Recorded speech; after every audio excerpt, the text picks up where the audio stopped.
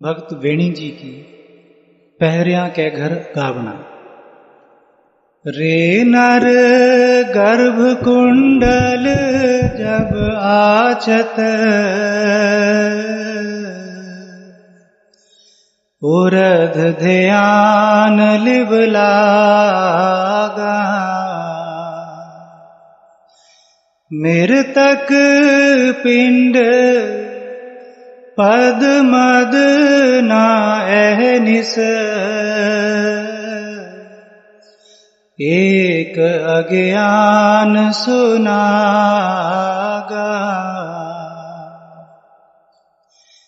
ते दिन समल कष्ट महादुख, अब चित अधिक पसारया, गर्भ छोड़ मृत मंडल आया, तो नर हरि मनो विसारया।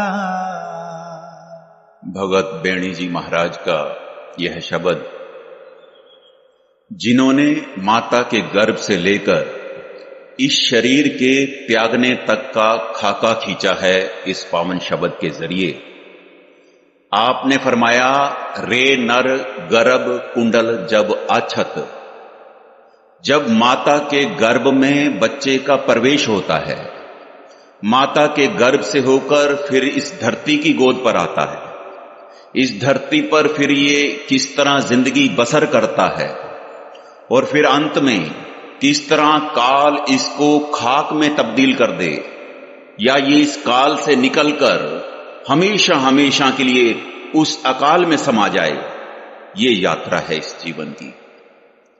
इस जीव की शुरुआत कहां से हुई और फिर अंत कहां है? जन्म क्या है, जीवन क्या है? जन्म मां बाप के संजोग से होता है और जबकि जीवन गुरु के संजोग से होता है। इसमें कोई शक नहीं कि यह शरीर मां बाप के द्वारा बना, पर इसके अंदर जो आत्मिक ज्योत है वो मां बाप नहीं बना सकते। इस वास्ते जिनके अंदर चाहना है अपने जन्मदिन को मनाने की, उनको बिल्कुल नहीं पता कि उनका जन्म किस दिन हुआ। इसलिए ये जन्मदिन मनाना सिवाय एक मूर्खता के और कुछ भी नहीं। सच्चाई तो यही है कि किसी को नहीं पता कि हमारा जन्म कब हुआ। आज तक किसी मेडिकल साइंस को भी पता नहीं लगा, और तो और उस मां को भी पता नहीं लगता जिसके गर्भ के अंदर बच्चा पल रहा होता है कि उसके बच्चे का जन्म किस दिन हुआ, किस दिन परमेश्वर की जीवात्मा ने उस चमड़े के अंदर प्रवेश किया, किसी को नहीं पता। हां, जिस दिन ये माता के गर्भ से होकर इस धरती की गोद पर आया, उस दिन का हमें पता है। असल में हम सब इसका धरती पर आने वाले दिन का ही जन्मदिन मना रहे हैं, वो जन्मदिन नहीं। गुरु अमरदास जी के बोले, ए शरीरा मेरेया हर तुम में जोत रखी, तांतू जग में आया। जिस दिन परमेश्वर ने हमारे अंदर वो आत्मिक ज्योत रखी थी, जन्म तो उसी वक्त हो गया था, उसके बाद हम इस संसार में आए। बच्चे की तो बात छोड़ो, परमात्मा ने इतना बड़ा ब्रह्मांड रचा, संसार बनाया, उस दिन का किसी को नहीं पता। गुरु नानक देव जी के बोले, ठित वार न जोगी जाने, रुत महाना कोई, जा करता सृष्टि को साजे, आपे जाने सोई। आप फरमाते हैं तिथि वार का तो किसी जोगी को नहीं पता कि परमात्मा ने संसार पूर्णमासी को बनाया या अमावस को बनाया। वार का नहीं पता कि मंगलवार था या इतवार था, कि परमात्मा ने संसार सर्दियों में बनाया, गर्मियों में बनाया, चौमासे में बनाया। हिंदुस्तान में 6 ऋतु हैं, 12 महीने हैं, महीनों का नहीं पता कि जनवरी था या फरवरी, नवंबर था या दिसंबर। गुरु नानक देव जी फरमाते हैं, वेल न पाया पंडिती जे होवे लेख पुराण, वेल का मतलब वेला, समय। सुबह थी, दोपहर थी, शाम थी, रात थी, 2 बजे थे, 10 बजे थे, नोबडी नोस। पंडितों को भी नहीं पता, विद्वानों को नहीं पता। 18 पुराण हैं। नहीं तो पुराण का एक चैप्टर यह भी तो होता कि परमात्मा ने संसार किस दिन बनाया। पिता का जन्म के जाने पूत, करते की मित के जाने किया।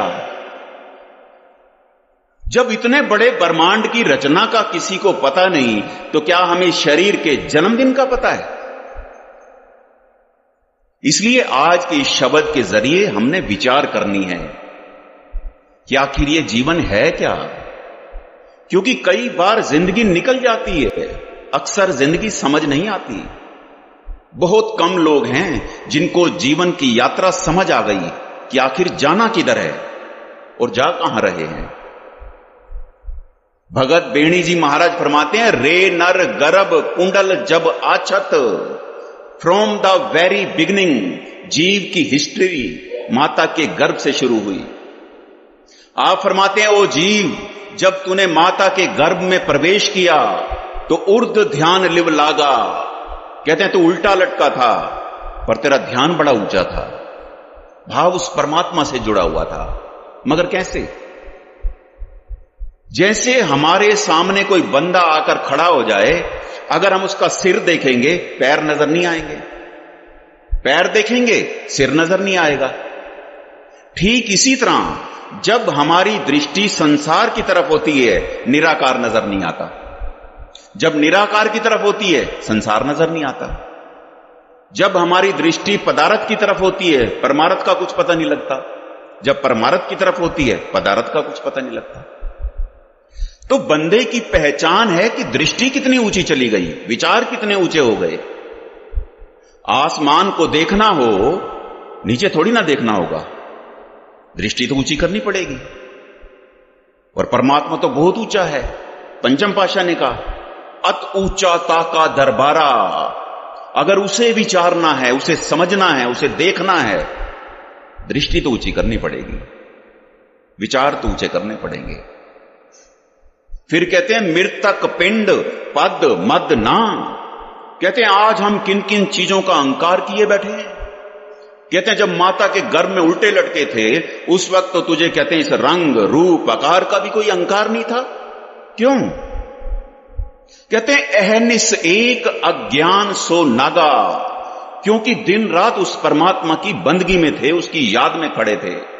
इसलिए उस वक्त कोई अज्ञान वाला नागा होता ही नहीं था, कोई छुट्टी होती ही नहीं थी।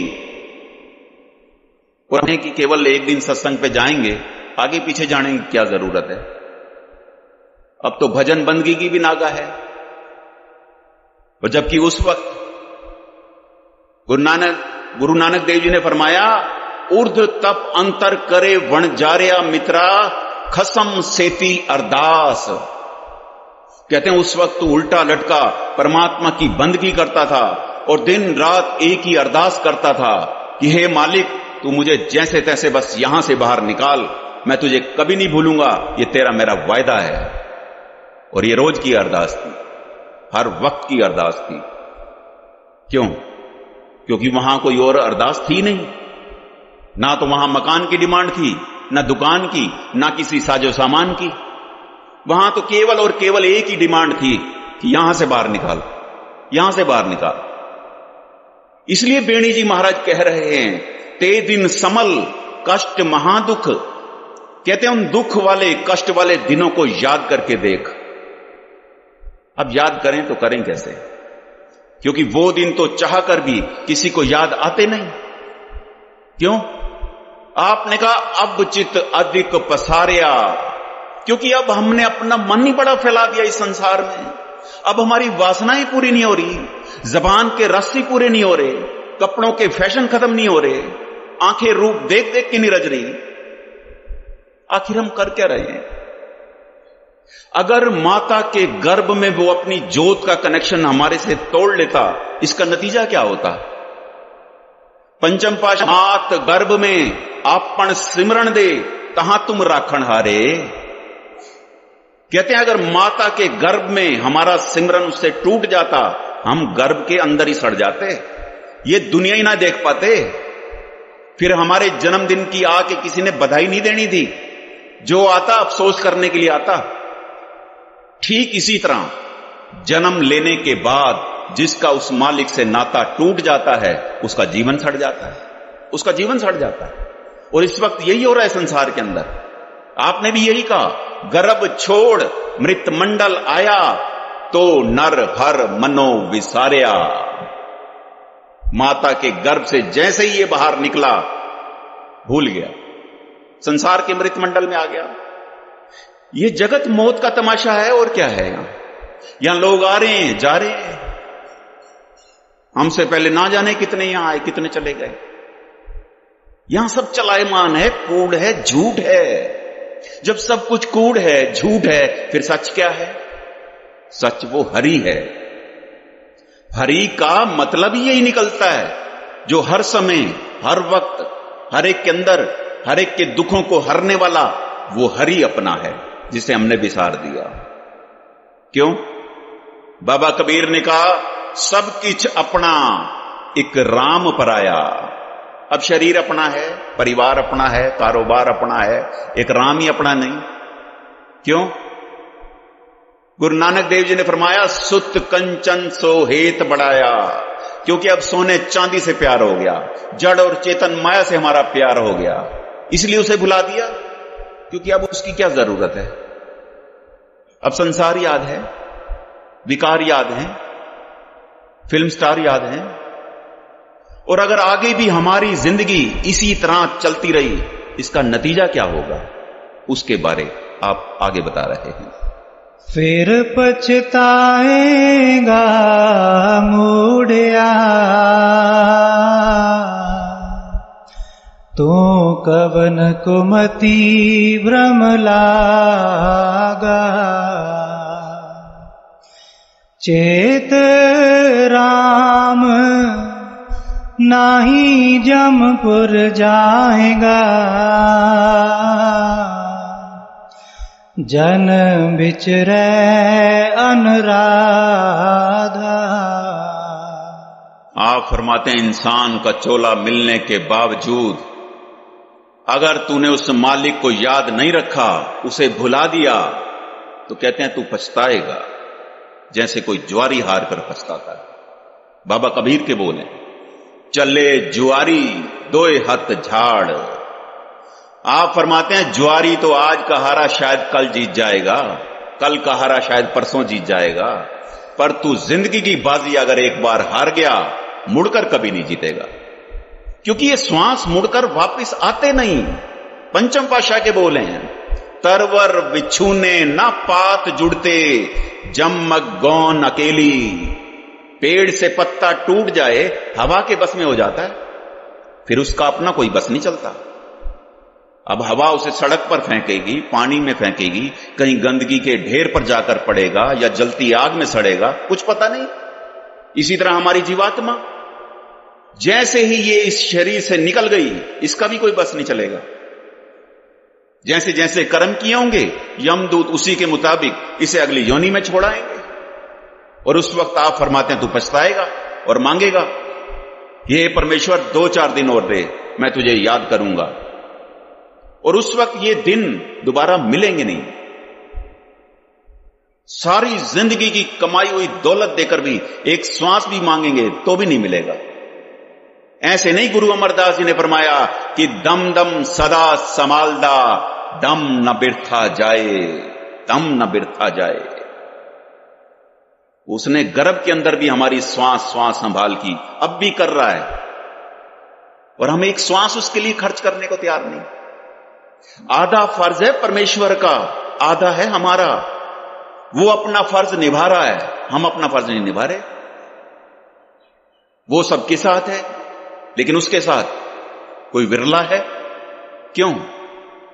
क्योंकि अब हमें भ्रम हो गया, इस संसार में आकर भ्रम हो गया कि ये संसार ही सत्य है।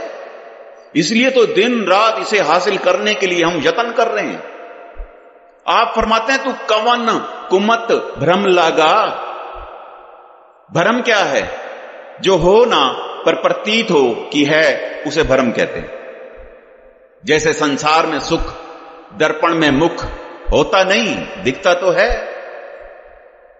ठीक इसी तरह जितना बड़ा भ्रम होता है उतना बड़ा धोखा होता है, और जितना बड़ा धोखा होता है उतना बड़ा पछतावा होता है। आप फरमाते हैं अगर तू इस बार बार के हो रहे जन्म मरण के पछतावे से बाहर निकलना चाहता है तो चेत राम। चेत राम कहते हैं परमात्मा का चेता कर, याद कर, उसका सिमरन कर। परमात्मा सब जगह है, केवल दो जगह नहीं। एक जीव की समझ में नहीं, दूसरा जीव के चित्त में नहीं। कई बार गाड़ी की चाबी जेब में होती है लेकिन याद में नहीं, इसलिए सब जगह ढूंढते फिरते हैं। इसी तरह परमात्मा भी सब जगह है लेकिन हमारी याद में नहीं है। और अगर अब भी हम उसे अपनी याद में नहीं बिठाते तो इसका नतीजा क्या होगा? आप फरमाते हैं ना ही जमपुर जाएगा। याद रखें, यमों की मार सहनी पड़ेगी। 84 लाख योनियों में भरमेंगे और फिर से दुख भोगेंगे। क्यों? आपने कहा जन बिचरे अनराधा। यहां जन का मतलब है जानो, क्योंकि हम बड़े गलत रास्ते पर चल रहे हैं, गुरु की बात मानने को तैयार नहीं। अनुराधा का मतलब यही निकलता है, उल्टे रास्ते। बंदा मित्र के कहे लगकर शराब तो पी लेता है, यार दोस्तों के कहने पर लगकर पार्टियां कर लेता है, दुनिया जहान की सैर पर निकल जाता है, गुरु के कहने पर सिमरन नहीं करता। नहीं था, फिर जीवन के अंदर गिरावट आनी तो लाजमी है जब सिमरन ही नहीं करता। क्योंकि जिस धरती पर अगर कुछ नहीं बोया जाता वहां भी अपने आप झाड़ियां और कांटे तो उगी आते हैं। ठीक इसी तरह जिस हृदय में मालिक के नाम का सिमरन नहीं, वहां अवगुण तो पैदा होंगे ही। और इस बात का और खुलासा आप आगे कर रहे हैं। बाल विनोद चिंद रस लागा,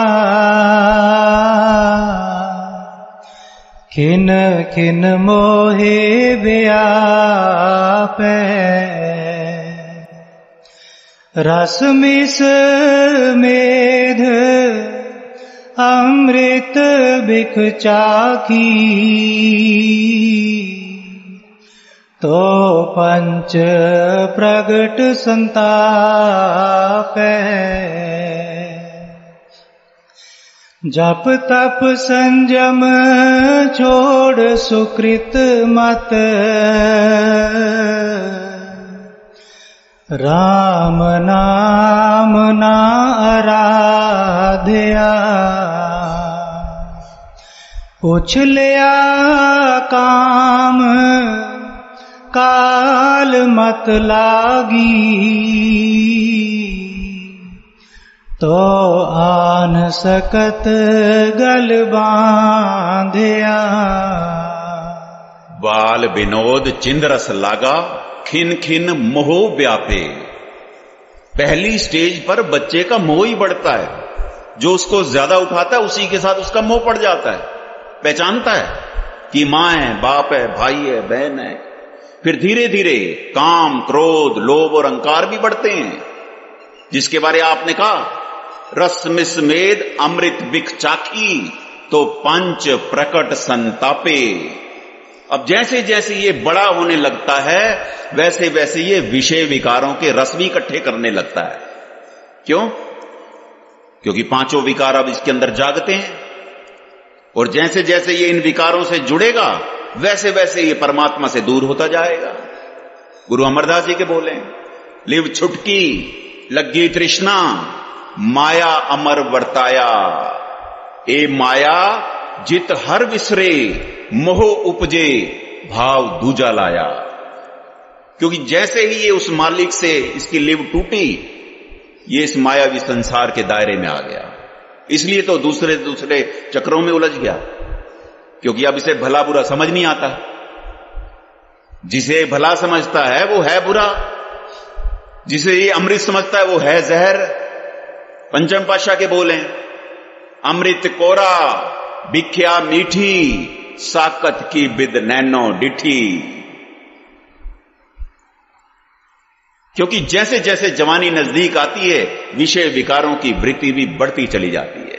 वो इसलिए क्योंकि आपने कहा जब तब संयम छोड़ सुकृत मत।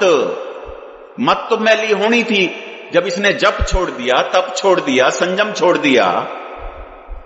याद रखें, हवा अगर संयम में है हमें जीवन दे रही है, अगर तूफान बन जाए तो फिर घर उजाड़ कर रख देगी। आग संयम में है, हमारे 36 प्रकार के भोजन पका रही है, अगर सिलेंडर फट जाए तो फिर तबाह करके रख देगी। ठीक इसी तरह इसके अंदर भी ये विकार अब फटने लगते हैं, क्योंकि बचपन चला गया, जवानी आ गई। काम चाहिए संयम में, संसार की उत्पत्ति होगी। पेट्रोल चाहिए गाड़ी चलाने के लिए, इसी तरह काम भी चाहिए जिंदगी चलाने के लिए, पर काम को कोई संयम ही नहीं, ब्रेक ही नहीं, दुराचारी है। गाड़ी में पेट्रोल तो है, लेकिन रेडिएटर के अंदर पानी कूलेंट ही नहीं, गाड़ी तो भ्रष्ट होगी, ज्यादा से ज्यादा 2-4 किलोमीटर चल जाएगी। इसी तरह जवानी भ्रष्ट हो जाएगी, और हो रही है, क्योंकि इंद्रियों पर कोई संयम नहीं रहा। आंखों को जो नहीं देखना चाहिए देख रही है, रोजाना देख रही है। कानों को जो नहीं सुनना चाहिए बार बार सुन रहे हैं। जबान को जो नहीं बोलना चाहिए बोल भी रही है और खा भी रही है। हाथों को जो काम नहीं करना चाहिए कर रहे हैं। पैरों को जहां चलकर नहीं जाना चाहिए रोजाना शाम को वहीं जा रहे हैं। फिर बुद्धि को जो फैसला करना चाहिए नहीं कर रही। क्यों? गुरु नानक देव जी ने संसार के हालात को देखते हुए फरमाया, कहते हैं सरम धर्म दोए छप खलोए कूड़ फिरे प्रधान वे लालो। कहते हैं इस युग के अंदर ऐसे लगता है शर्म और धर्म हमेशा के लिए कहीं छुप गए हैं, जाकर कहीं नजर नहीं आते। अब हर जगह कूड़ ही कूड़ का पसारा है। इस बात को कहने का भाव सिर्फ इतना है, जिस तन पर शर्म का लिबास नहीं वो मन ज्यादा समय तक धर्मी नहीं रह सकता। जिन आंखों में शर्म नहीं उस हृदय में कभी भी धर्म टिक नहीं सकता, क्योंकि धर्म का बूटा जप से शुरू होता है, और जप एक बीज है जो सिमरन से उगता है, सेवा से पलता है, परोपकार से फलता है, अहंकार से सूखता है, क्रोध से सूखता है, अहंकार से सड़ जाता है। इसलिए तो प्रार्थना भरे लहजे में पंचम पातशाह ने कहा कि हार पड़े हो स्वामी के द्वारे दीजिए बुद्ध विवेका। कहते हैं हे सतगुरु कृपा कर, हमारी झोली में तू विवेक बुद्धि डाल, क्योंकि जिसे विवेक बुद्धि आ गई वो फिर गलत काम नहीं करेगा।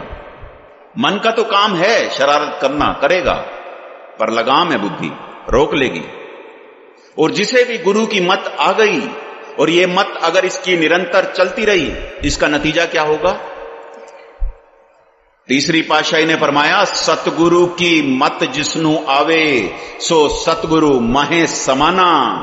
कहते हैं वो तो अपने गुरु के अंदर ही समा जाएगा।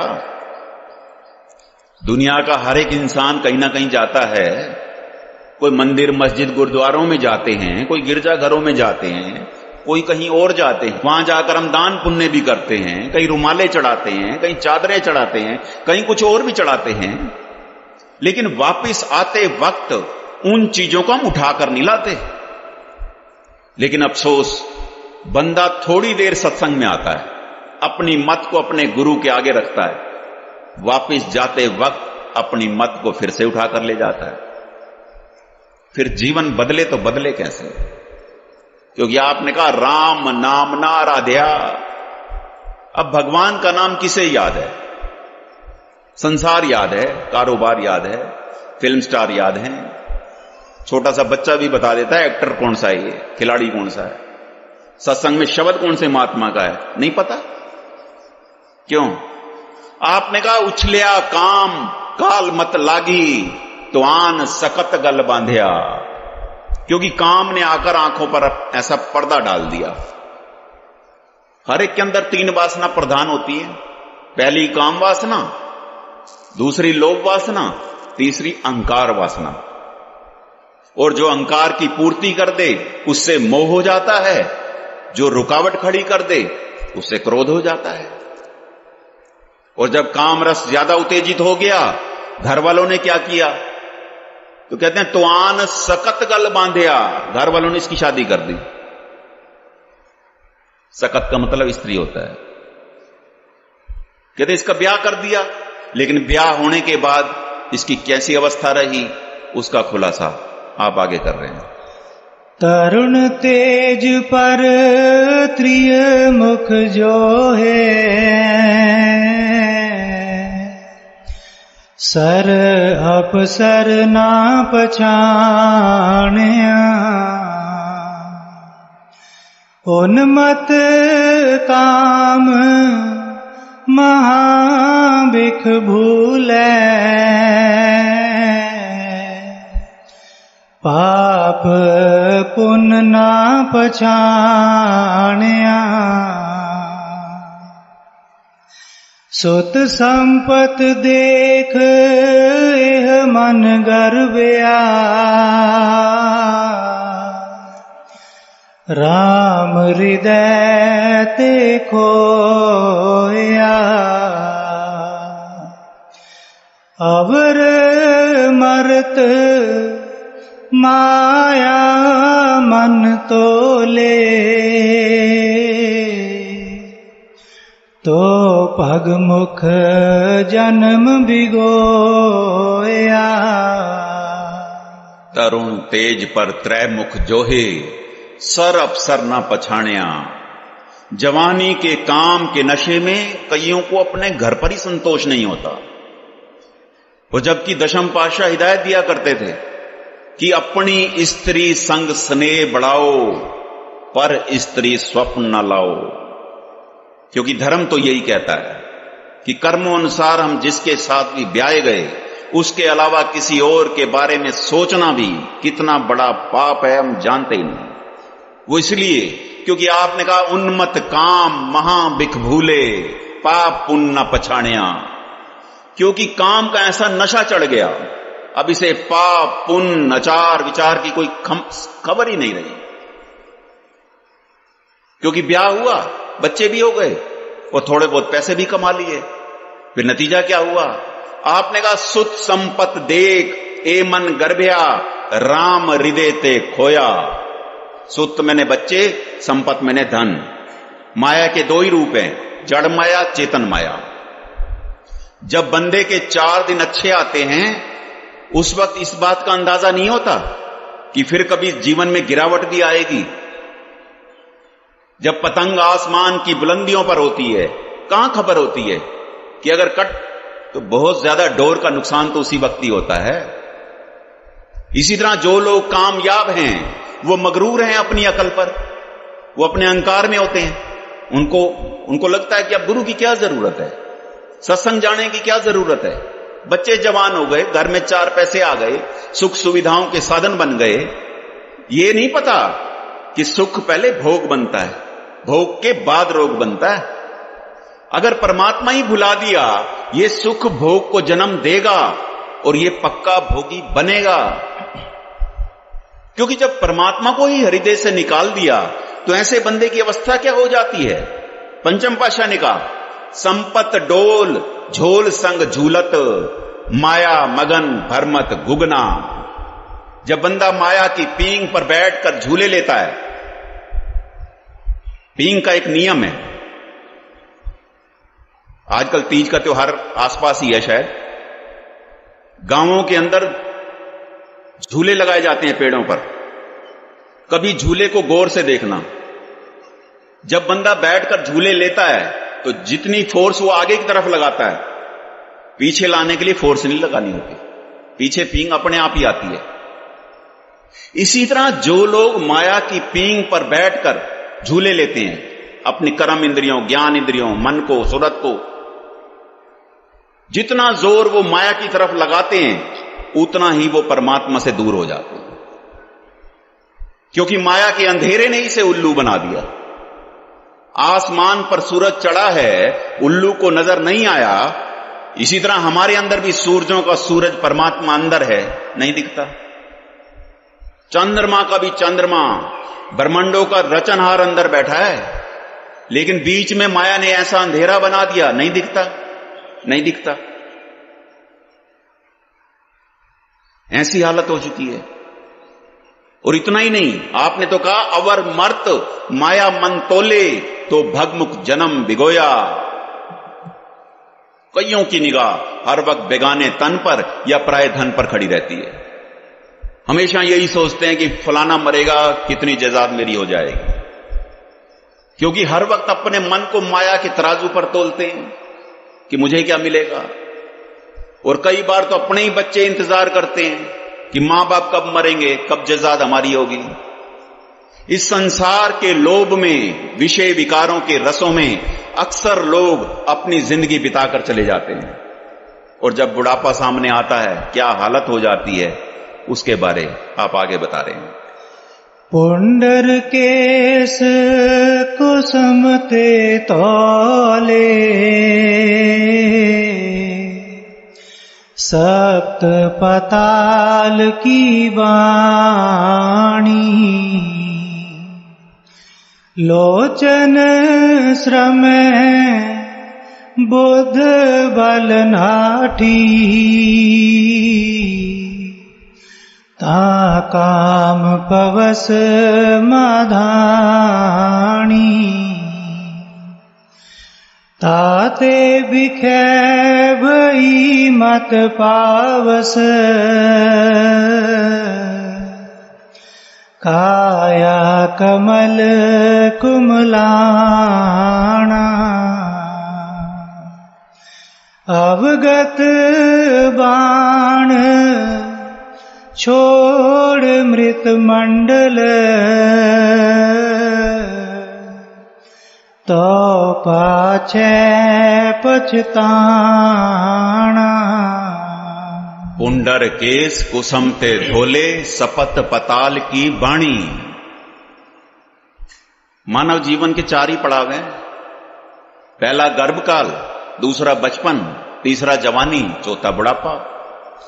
आप फरमाते हैं ये जीव चौथी आया। अब शरीर में जान नहीं रही, फेफड़ों में इतनी ताकत नहीं रही इसकी कि हवा भर सकें और कुछ बोल सकें। बोलता है तो ऐसे लगता है 7वें पताल में से कोई आवाज आ रही है। सपत पताल की वाणी।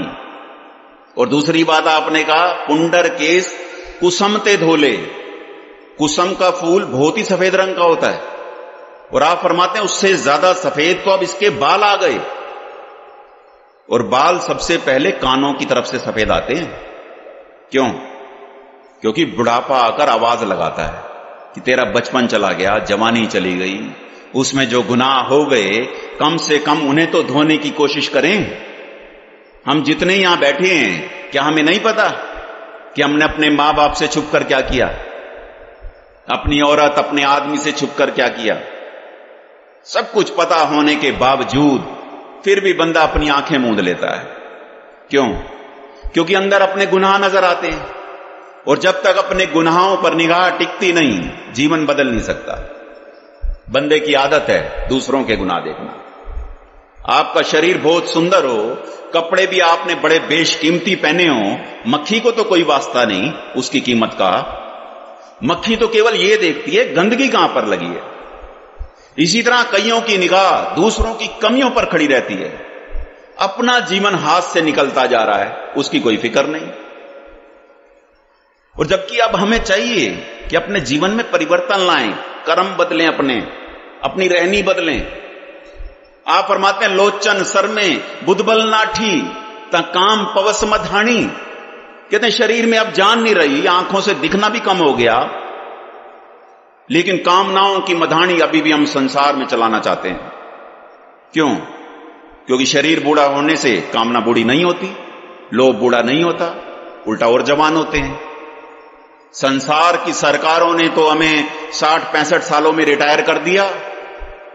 अब प्रार्थना करें कि ये शरीर रिटायर होने से पहले पहले मन वासनाओं से रिटायर हो जाए, क्योंकि मन कभी भी रिटायर नहीं होता।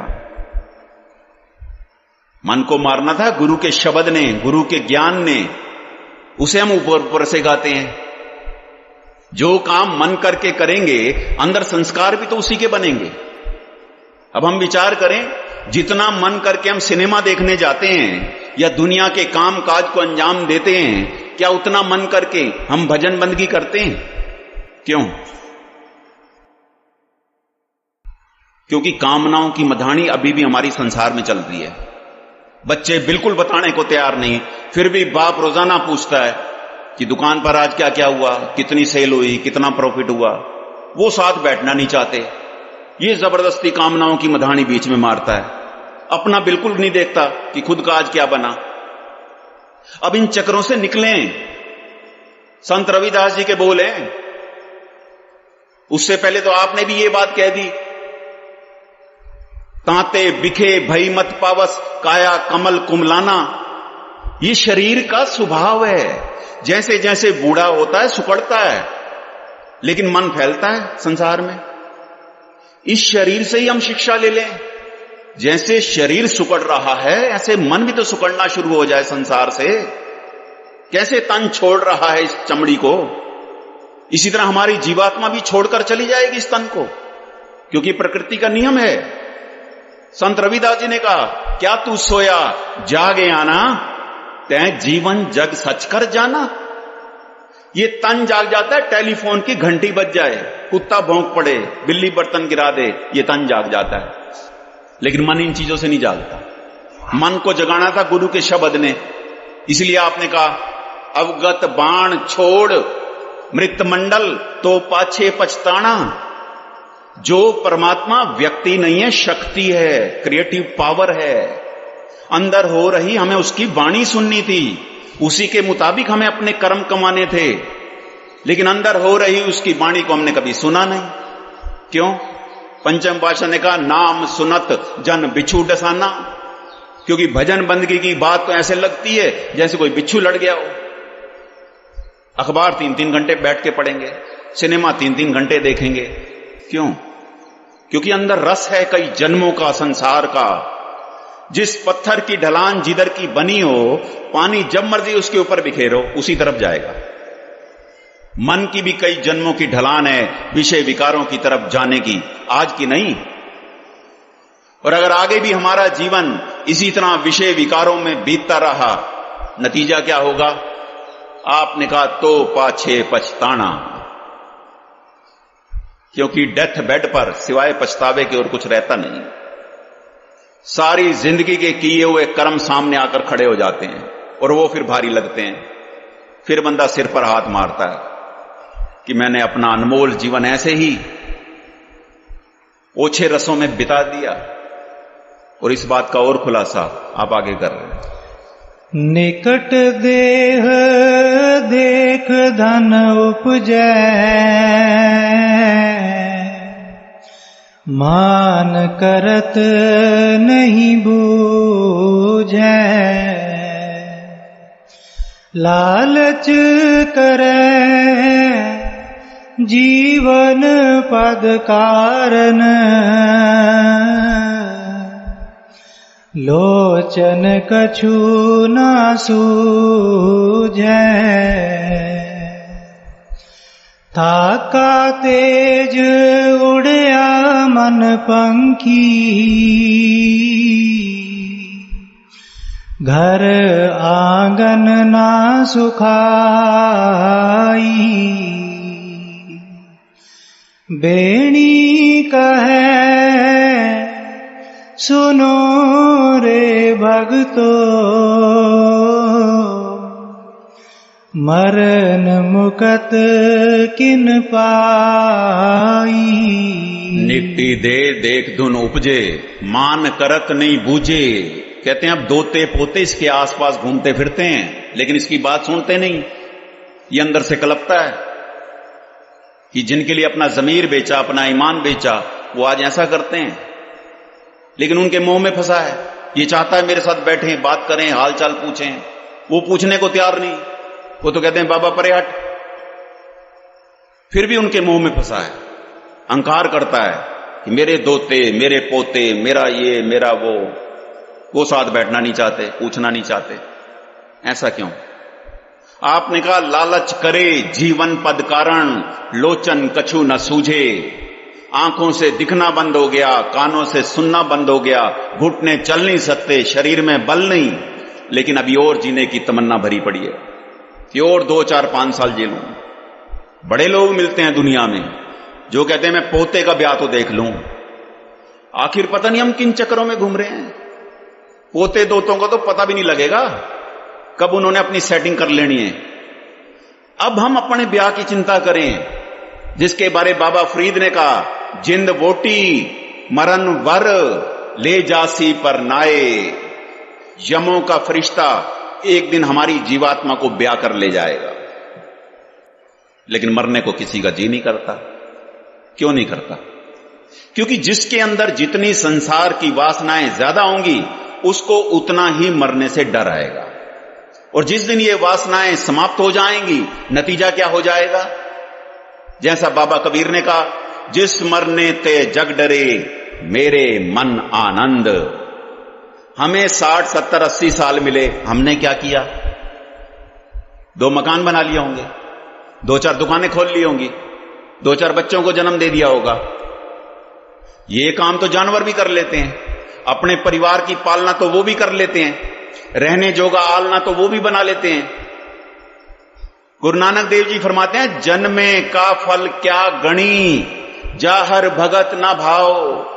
कहते हैं तेरे जन्म लेने का फायदा क्या हुआ, क्योंकि भक्ति भावना तो तेरे अंदर पैदा नहीं हुई। जितने मर्जी महंगे सूट पहन ले, अगर परमात्मा ही हृदय में नहीं बसाया तो फिर इस खाने पीने पहनने का, इस झूठी शानो शौकत का क्या फायदा? संत रविदास जी के बोले, राजे इंदर समसर ग्रह आसन, बिन हर भगत कहो के लेखे। सनातन मत वाले इंद्र देवता की शानो शौकत को सारे देवी देवताओं में सबसे बड़ा मानते हैं।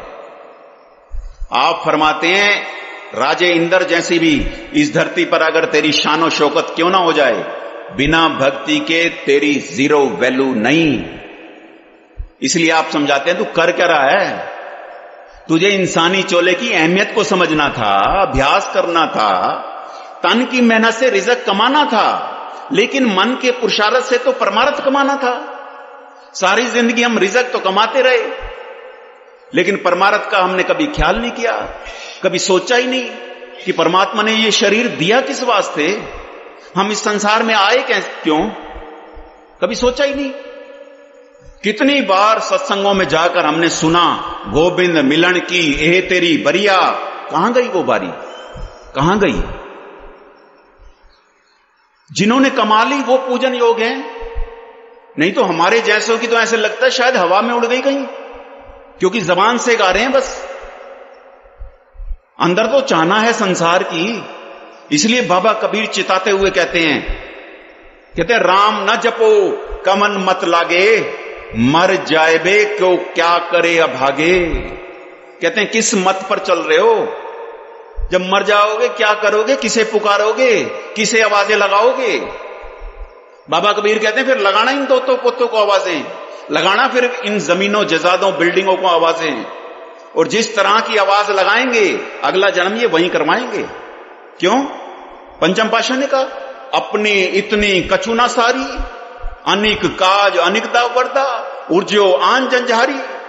बस मेरे बच्चे पढ़ जाएं, इनकी नौकरियां लग जाएं, इनकी शादियां हो जाएं, फिर इनके भी बच्चे हो जाएं, क्योंकि बच्चे खुश तो मैं खुश। बाकी सारे जंजालों में फंसा हुआ जीव अपना काज नहीं संभालता, ना अपना भजन बंदगी, ना अपनी रहनी, ना अपनी करनी। फिर नतीजा क्या हुआ? आपने कहा, थाका तेज उड़िया मन पंखी, घर आंगन न सुखाई। एक दिन कहते हैं इसकी मृत्यु हो गई। फिर होनी है, वो तो सबकी होनी है, जो आया वो जाएगा। लेकिन अब आंगन में पड़ी हुई डेड बॉडी किसी को अच्छी नहीं लगती। जो आता है यही पूछता है कितने बजे लेकर जाना है, कोई नहीं पूछता कितने दिन और रखना है। जिस घर में 60, 70, 80 साल बिताए, उस घर में एक घड़ी रखने को कोई तैयार नहीं। ये है संसार की डेफिनेशन, जिसके पीछे बंदा लग के अपनी सारी जिंदगी बर्बाद कर देता है, और बात फिर भी समझ नहीं आती कि आखिर ये जीवन है क्या। इसलिए बाबा कबीर ने कहा, कहते हैं, रे बोरे तोहे घड़ी न राखे कोई, तू राम नाम जप सोई। ये काम करना था, ये हमने किया नहीं। और उसके बाद हम पता नहीं किस गलत फहमी में बैठे हैं कि शायद शरीर छूटते ही हम मुक्त हो जाएंगे इस संसार से। हम किसी भ्रम में ना रह जाएं। इसीलिए बेणी जी महाराज ने अंत में क्या कहा? बेणी कहे सुनो रे भक्तो, मरन मुकत किन पाई, मरकर कभी मुक्ति नहीं होती। मुकत जिसे करेगा गुरु करेगा और जीते जी करेगा। ये हो नहीं सकता कि अंत समय किसी के राम नाम सत कह देने से हमारी मुक्ति हो जाएगी या हमारी हड्डियों को पानी में बहा देने से कहीं मुक्ति हो जाएगी।